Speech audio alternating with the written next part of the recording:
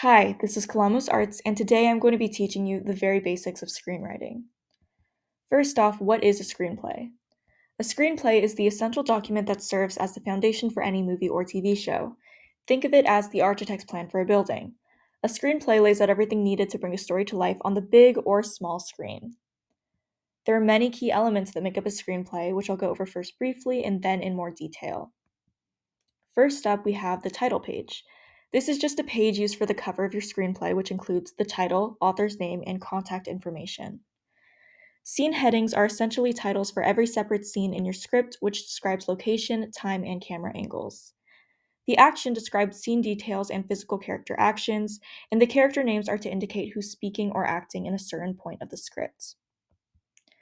The dialogue is the character conversations, parentheticals are just character direction, transitions are meant to transition between scenes and show scene changes, and page numbers are just to keep your script organized. So now going into more depth, we have scene headings. These are also known as slug lines, and their point is to set the scene. They describe the location and time of day, guiding the reader and production team to visualize the story settings. The scene heading will first indicate whether it takes place indoors or outdoors. Int is short for interior and ext is short for exterior. Then it names the specific location and then the time of day. In this example, the scene heading is exterior, suburban night. From this, we can infer that this scene takes place outside in a suburban area during the nighttime.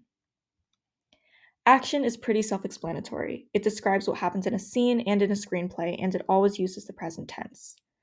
When writing action lines, you wouldn't be as detailed as you would be when writing a novel, because when writing a script, you're setting up for this to be physically viewed by an audience, not just visualized through the writing.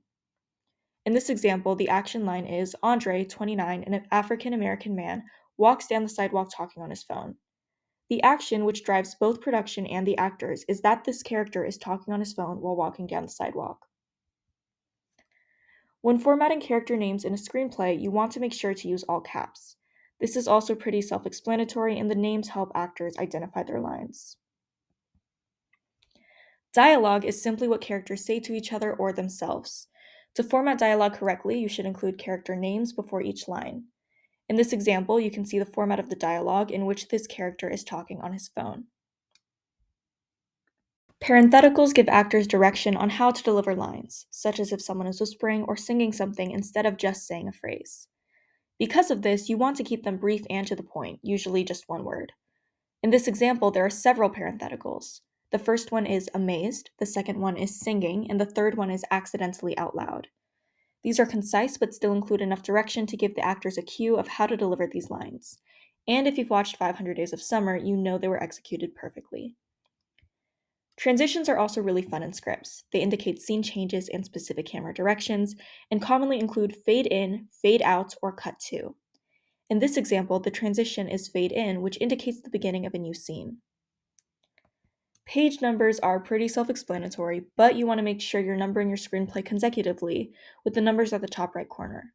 This makes it easier to find certain scenes and also keeps your script organized. Basic formatting rules. First, use a standard screenplay font.